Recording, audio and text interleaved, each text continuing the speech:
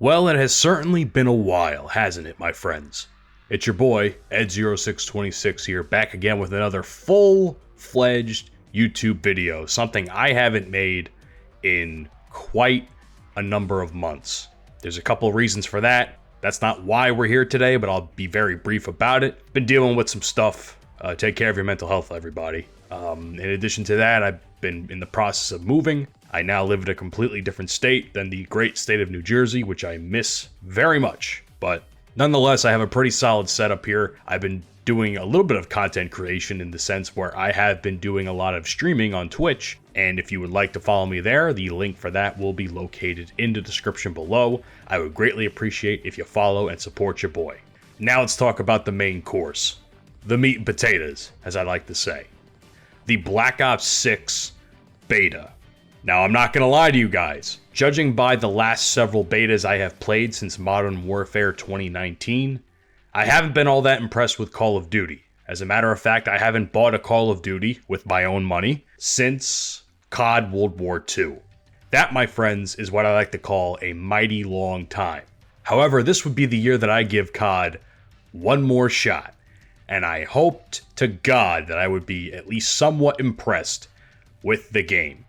And to be honest with you, this has been the most fun I've had in a COD beta in a very, very long time, to be honest with you. I'm not going to come on here and bullshit you and say that the game is perfect. It has its fair share of issues, and I'll get to that in a few minutes. But all in all, my experience wasn't overly unpleasant, if I can use that term. Now let's start with the game modes. I mostly only played the core playlist. If not, that's all I played. And that consisted of Domination, Hardpoint, Kill Order, and Team Deathmatch. Of the four I just named, Kill Order was the most recent as far as new game modes to be implemented, as far as I know. Now, actually, I've played a game mode similar to this. If you guys remember, many years ago, I played a game called America's Army Proving Grounds. And there was a game mode called VIP, where one person will be designated as the VIP, and other people on the team would have to escort them to a certain portion of the map, and that would end the round. Now, this was not like this, but it did give me some of those vibes, to some degree. The HVT, or high value target, if we want to use a long version, would be your target throughout the match, with different players being designated the high value target as each one dies. Frankly, I don't have a problem with that. I think there are times where it comes as a surprise to you because you're not really expecting it. And sometimes, and this is just my personal case, I don't even know I'm the HVT. So I'm sitting here like, oh fuck, I'm in second chance. When did that happen? Now, this was the first couple of times I played the mode. Of course, I became more adept as I continued. But to start off, it's very confusing. My only complaint about Kill Order is as follows. I think the matches need to be longer. I have played Kill Order games where it's been like 4 or 5 minutes a match. Now, for a standard TDM, that might be okay. But for a game that actually has some sort of objective to it, and that you can earn more points if you get those objectives, I think the game has to be tweaked a little bit to maybe changing it from 125 to 150. Now, to some people, that might be a little bit too long.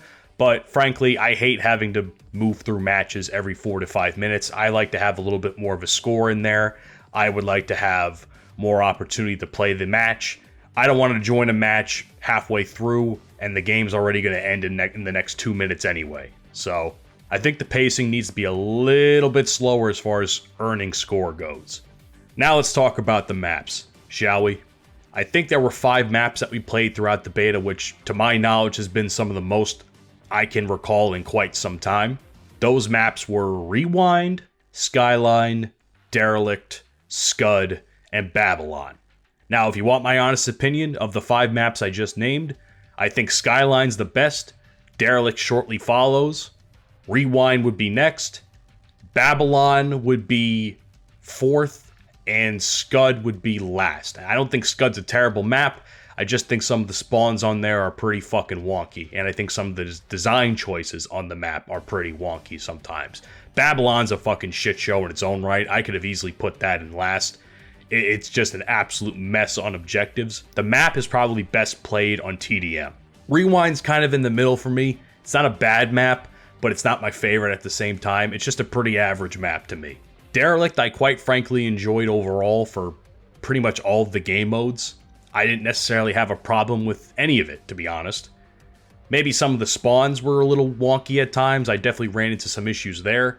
But all in all, I wasn't necessarily angry at the map for any of my shortcomings, like I would for other maps per se. And Skyline, which is probably the best of the entire beta, if not the entire game so far. I think the map plays pretty well for any objective mode. I think it plays well for TDM. It's just a very fast-paced map. It's kind of a better version of Babylon, where it's not so much of a shit show, where you can actually kind of move around the map a little bit without getting your shit kicked in, but it's close quarters enough where you can pick and choose your gunfights accordingly. Sometimes, every single player on the team's going to barge into one room on hardpoint. You're just going to have to die at that point. I did plenty of that, trust me when I tell you. The gunplay is a different story entirely. I think, honest to God, it wasn't an awful experience, but I will say, the shotguns need to be tweaked a bit. And I'm not saying this is they're overpowered or underpowered.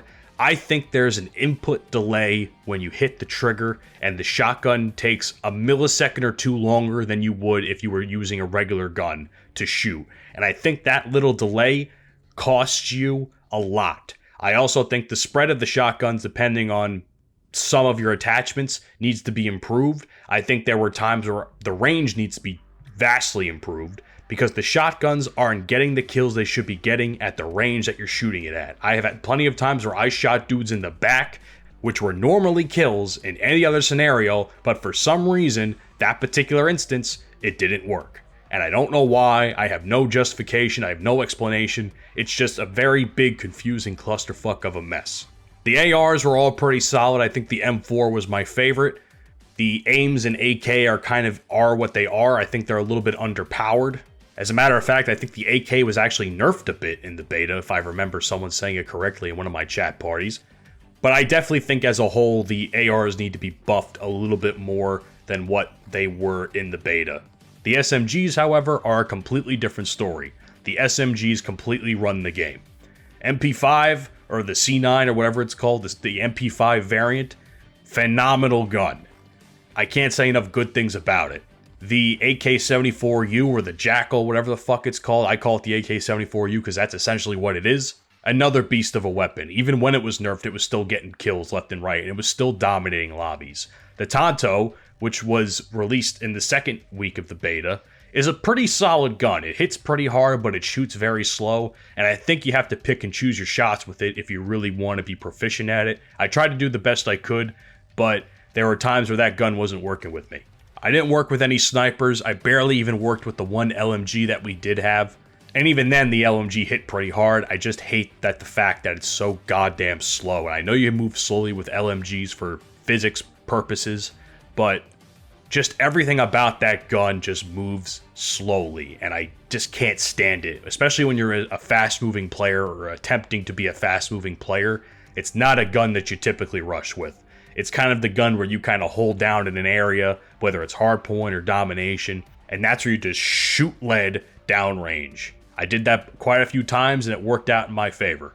The marksman rifles. I did not use the single shot one. I didn't get the chance to. I mostly used the SWAT. And trust me when I tell you, when the SWAT is good, it's good.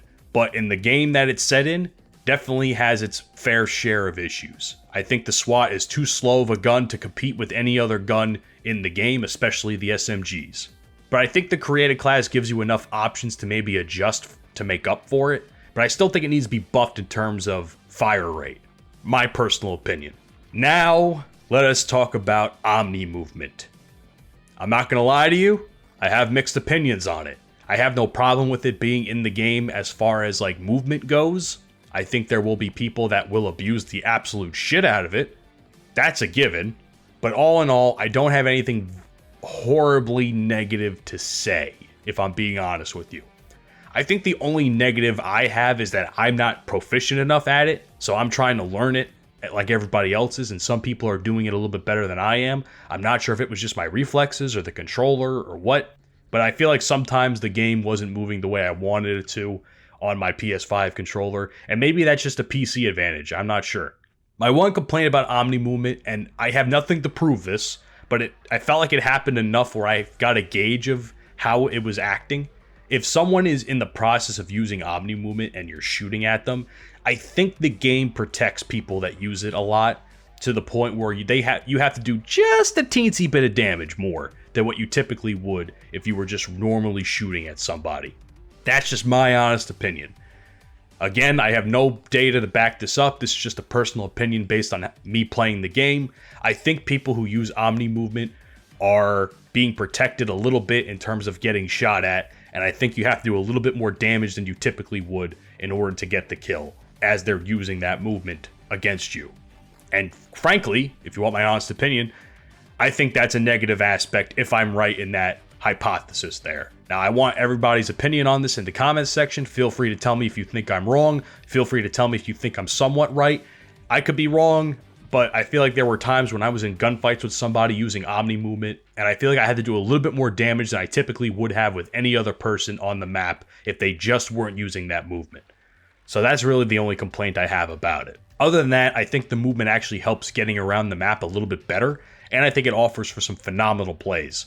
Not to mention, speaking of phenomenal plays, the body shield, which has created some of the funniest memes in gaming that I have seen in quite some time. So to be honest with you, that alone was a selling point for me. I saw some shit online that I can't even say on YouTube without getting demonetized. Not that I make any money on here anyway, but it's hilarious. I've done it quite a few times. I posted some clips of me doing it to somebody and I got really excited about it. It's funny. I've been on the bad end of it too. I've been that guy that gets back shots against the wall on the map. I can't even be mad at it.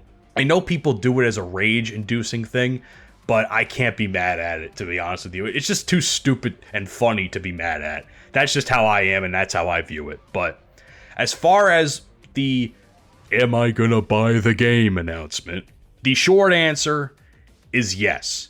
The long answer is yes, because frankly, I have nothing else to fucking play. I'm sick of 2042, I'm sick of Halo, I'm sick of all the other games I have on my PlayStation because I have no fucking space, so I would appreciate it if you guys check me out on streams. If you want to subscribe, I don't force anybody to. If you want to subscribe or donate, all that money's going to my fund to get a better hard drive for my PlayStation 5 so I can bring you guys more games and I can show you guys more content on YouTube and Twitch. That's all I have to say for today. I think hell froze over by my answer of whether or not I'll buy the game.